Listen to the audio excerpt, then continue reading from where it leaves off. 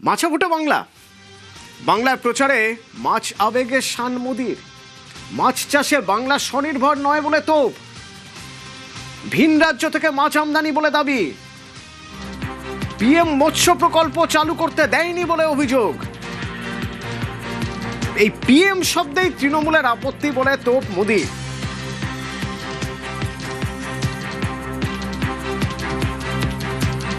मछली की इतनी डिमांड है, लेकिन बंगाल मछली पालन में अब तक आत्मनिर्भर नहीं है। अपने 15 साल के शासन में भी टीएमसी आपको मछली तक नहीं दे पाई है, वो भी बाहर से लानी पड़ रही है। पिछले 11 वर्ष में भारत का मछली उत्पादन डबल हुआ है, तो इसमें बड़ी भूमिका पीएम मत्स्य संपदा स्कीम की है। इस स्कीम में क्योंकि पीएम शब्द आता है, पीएम शब्द से इतनी नफरत है कि पीएम नाम से जुड़ी हर स्कीम का या तो नाम बदल देते हैं या लागू ही नहीं करते हैं। মাছ ইস্যুতে মোদিকে পাল্টা জবাব মমতার। মাছ উৎপাদনে প্রায় স্বয়ংসম্পূর্ণ বাংলা। আগে ভিন রাজ্য থেকে মাছ আমদানি হতো, তৃণমূল সরকার মাছ উৎপাদনে গুরুত্ব দিয়েছে। কেন বিজেপি শাসিত রাজ্যে মাছ মাংসে না? মাছ মাংসে কিসের আপত্তি? প্রশ্ন মমতার। যারা বলছেন সোনার বাংলা গড়ব, আজকে তারা নাকি হলদিয়াতে গিয়ে বলেছেন বাংলায় নাকি মাছ উৎপাদন হয় না। আমি বলি বিহারে মাছ খেতে দেন না, আপনার রাজ্যে উত্তরপ্রদেশে মাছ খেতে দেন না, রাজস্থানে মাছ খেতে দেন না, দিল্লিতে মাছের দোকানে হামলা করেন, মাংসের দোকানে হামলা করেন, ডিম খেতে দেন না, বাংলার ভাষা বলতে দেন না। লজ্জা করে না? বাংলায় এসে মাছ উৎপাদন দেখাচ্ছেন আমাদের, শেখাচ্ছেন আমাদের। আগে মাছ আমাদের সব নিয়ে আসতে তো হায়দ্রাবাদ থেকে। এখন আমরা 80% মাছ উৎপাদন করি বাংলায়। মনে রাখবেন আমাদের মৎস্যজীবীরা। আমোদি প্রমোদি বাবুরা একটু জেনে রাখুন, আপনাকে বাংলার মাছ নিয়ে ভাবতে হবে না। আপনি অন্য রাজ্যে বাংলার মাছ খাওয়া কেন বন্ধ করেছেন তার উত্তর আগে দিন। মাংস খাওয়া কেন বন্ধ করেছেন তার উত্তর আগে দিন। আমি বলছি না সবাইকে মাছ মাংস ডিম খেতে হবে, যার ইচ্ছে সে রুটি চাপাটি খাবে, लेकिन अब झूठा क्यों बोलते हैं? পোস্টাল ব্যালট নিয়ে কড়া নির্দেশ কমিশনের। প্রত্যেক পোস্টাল ভোটিং সেন্টারে মাইক্রো অবজারভার। দিনে অন্তত 3 বার কেন্দ্র পরিদর্শনের নির্দেশ। পোস্টাল ভোটিং সেন্টারে সিসি ক্যামেরা বাধ্যতামূলক। ভোট শেষে নথি, সিসি ক্যামেরার ফুটেজ খতিয়ে দেখতে হবে নির্দেশ। ভোট প্রক্রিয়ায় কড়া নজরদারির নির্দেশ কমিশনের।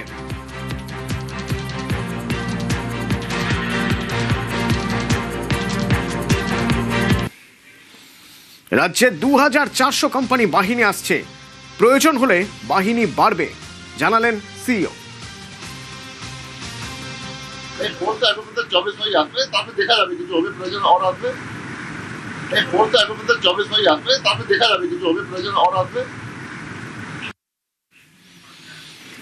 ভোটের বাংলায় বাহিনী নিয়ে তুঙ্গে তর্জা। পশ্চিমবঙ্গে সন্ত্রাসের রাজনীতি চলে, তাই বাহিনী দিয়ে অবাধ ভোট করাতে চাইছে কমিশন। মন্তব্য দিলীপের। বাহিনী এলেও ভোটে প্রভাব পড়বে না, জনতাই জবাব দেবে তো ফিরহাদের। দেখুন, এতদিন ধরে পশ্চিমবাংলায় যে ধরনের হিংসা চলে এসছে, রাজনীতিকে কেন্দ্র করে ভয়ের পরিবেশ তৈরি করা, আর যারা করে প্রথম সেই সব লোকগুলোকে ব্লক করতে হবে, অ্যারেস্ট করতে হবে। তা নাহলে যতই বাহিনী আসুক হবে না। আর নির্বাচন কমিশন আমার মনে হয় এবারে পুরো দৃঢ় সংকল্প হয়েছে পশ্চিমবাংলায় আর শান্তিপূর্ণ ভোট করার জন্য। সেই জন্য যেমন সেন্ট্রাল ফোর্স আসছে, সেরকম এই যারা সেন্সিটিভ এলাকায় গন্ডগোল করে তাদের প্রতিও স্টেপ নেওয়া হচ্ছে। বাহিনী আসলেও কিছু যায় আসে না। বঙ্গের মানুষ ভোট দেবে, যে ভোট তোমরা কেটেছো সেটা ফেরত দাও। বঙ্গের মানুষ, তুমি প্রমাণ করতে পারো না কোনো বাংলাদেশি লজিক্যাল ডিসক্রিমিনেন্সির নামে মানুষের উপর অত্যাচার করেছো, মানুষকে হত্যা করেছো। যে মানুষদের এখন অনিশ্চয়তার মধ্যে নিয়ে তার ভোট ফেরত দাও।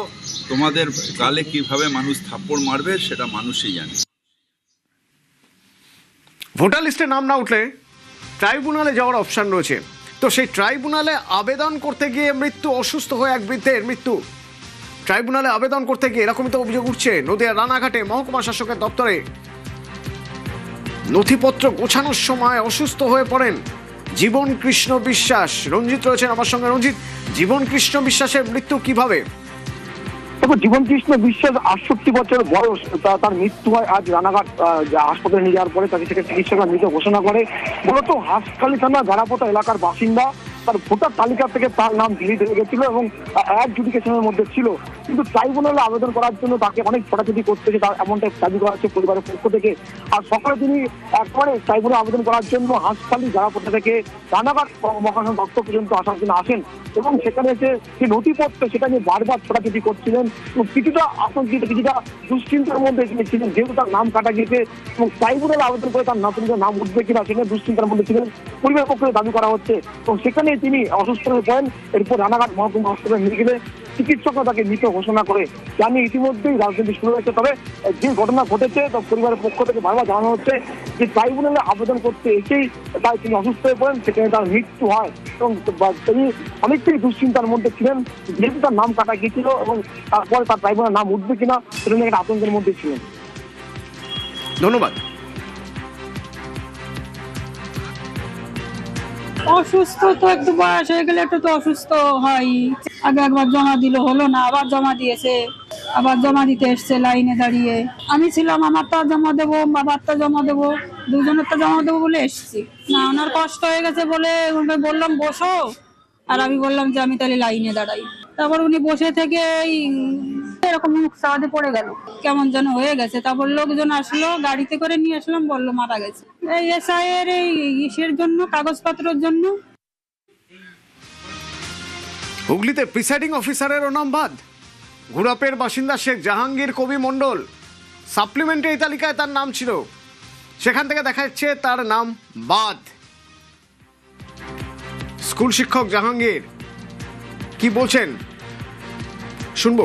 আমার সঙ্গে সোমনাথ আছে। সোমনাথ, হ্যাঁ দেখো, আজ চুচুড়া যে আজকে চুচুড়ায় আছেন তিনি, যে গ্রাউন্ড রয়েছেন যেখানে আছেন এবং যেখানে ট্রাইব্যুনালের যে আবেদন জমা নিচ্ছে, যেখানে এসআইআর সেখানে তিনি আছেন এবং সেখানে তিনি তার আবেদন জমা দেন, যে তার যে কাগজপত্র রয়েছে সেই তার যে নথি, সেই সব কিছু নথি জমা দেয় এবং নথি দেওয়ার পর তিনি যে প্রিসাইডিং অফিসার রয়েছেন যে শেখ জাহাঙ্গীর কবির মণ্ডল, তিনি আমাদের জানান যে আদৌ তিনি যে অবৈধ তিনি ভোটার, যারা বৈধ ভোটার তাদের ভোট নিতে পারবেন কি, সেটাই তিনি জানান। এবং এই যে ভোটের ডিউটির জন্য চিঠি আছে ওনার কাছে এবং দুবার তিনি প্রশিক্ষণ, অলরেডি তিনি দুবার প্রশিক্ষণ দিয়ে দিয়েছেন। এবং এই শেখ জাহাঙ্গীর বলে যে দীর্ঘ তার যে 4 ভাই, তাদের 4 ভাইয়ের মধ্যে 3 ভাইয়ের নাম উঠে গেছে, কিন্তু তার নাম ওঠেনি। তিনি আগে 2006 সাল থেকে নির্বাচন কমিশনে কাজ করে আসছেন এবং 2026 সালেও উনি যে এই যে নির্বাচন রয়েছে বিধানসভা, তার আগেও যে ডিউটি, যে ট্রেনিং, সেই ট্রেনিং তিনি দিয়েছেন। এটাই তিনি প্রশ্ন করছেন যে আমি যদি নিজেই অবৈধ হই তাহলে কি বৈধ ভোটারের নাম, আমি বৈধ ভোটার যারা রয়েছে তাদেরকে আমি ভোট নিতে পারবো? অতনুদা, ধন্যবাদ। 2006 থেকে বিভিন্ন লোকসভা ভোট থেকে বিধানসভা ভোট এবং পঞ্চায়েত ভোট আমি ভোট নিচ্ছি এবং বেশিরভাগ ক্ষেত্রেই প্রেসিডিং অফিসারের আমি দায়িত্ব পালন করেছি। এবারও আমি প্রেসিডিং অফিসারের দায়িত্বে আমার পড়েছে, অ্যাপয়েন্টমেন্ট লেটার রয়েছে এবং 2টো ট্রেনিং করা হয়ে গেছে। 3rd ট্রেনিং আমাদের এখনও ডেট পড়েনি, 19 তারিখে সম্ভবত ডেট হবে, অথচ আমি ভোটার লিস্ট থেকে ডিলিটেড হয়ে গেছে। অ্যাবসার্ট ব্যাপার। আর একটা যেটা সব থেকে অ্যাবসার্ট হচ্ছে, আমার 4 ভাইয়ের মধ্যে 3 ভাইয়ের নাম এসে গেছে, আমি ডিলিটেড ভোটের মধ্যে পড়ে গেছি। দুটি রাজ্য, একটি কেন্দ্রশাসিত অঞ্চলে আছে ভোট গ্রহণ চলছে, তার মধ্যে অসমের নজর কাড়া ভোট। রাজ্যের 126 আসনে এক দফায় ভোট হচ্ছে এবং দুপুর 3টে পর্যন্ত ভোটের হার প্রায় 76%। দ্বিতীয়বার মুখ্যমন্ত্রীত্বের দৌড়ে বিজেপির হিমন্ত বিশ্ব শর্মা। অসমে বিজেপির সঙ্গে সরাসরি লড়াইয়ে কংগ্রেস। ওদিকে কেরালের নাম কেরালাম হওয়ার পর এই প্রথম নির্বাচন।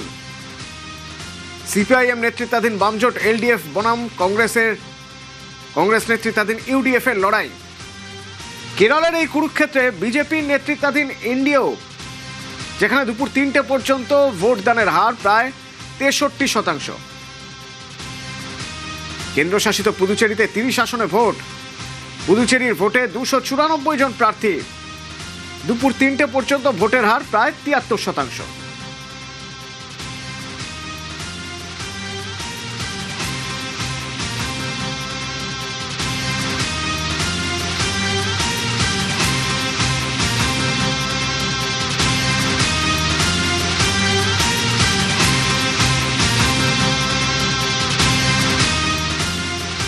একের পর এক কারখানা, সেই সব কারখানা কেন্দ্র করে গড়ে উঠেছিল শহর, সেই কারখানার বেশিরভাগই এখন বন্ধ। কল্যাণীতে এইসব কারখানার হাল ফেরানোর আশ্বাস, ভোটের প্রচারে নানা প্রতিশ্রুতি। 1954 তখন পশ্চিমবঙ্গের মুখ্যমন্ত্রী বিধানচন্দ্র রায়, তার হাত ধরেই কল্যাণী শহরের পথ চলা শুরু।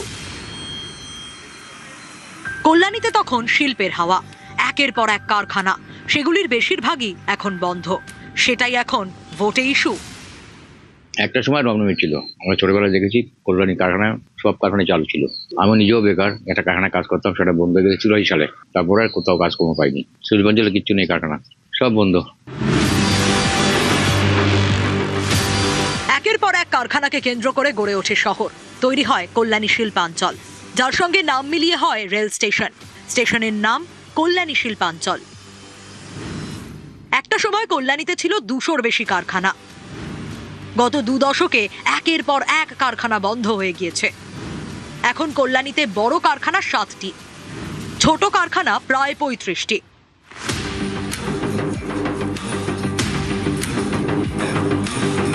এ নিয়েই এবার কল্যাণীতে ভোটের হাওয়া গরম, কানে আসছে নানা প্রতিশ্রুতি।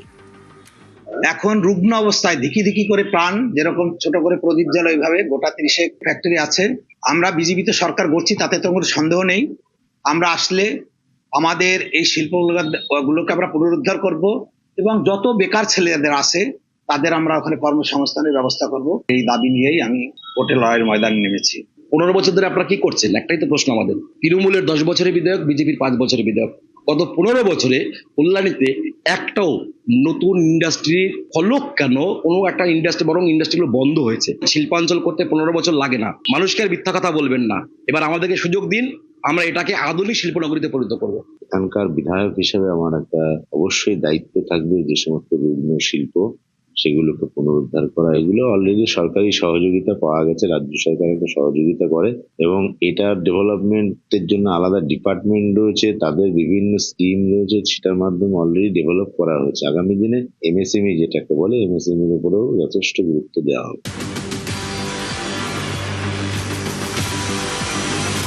সাধারণ মানুষ চাইছে রমরম করুক আগের মতো কল্যাণী শিল্পাঞ্চল। ক্যামেরা শঙ্কর ঘোরামের সাথে রঞ্জিত সরকার, নিউজ 18 বাংলা, কল্যাণী।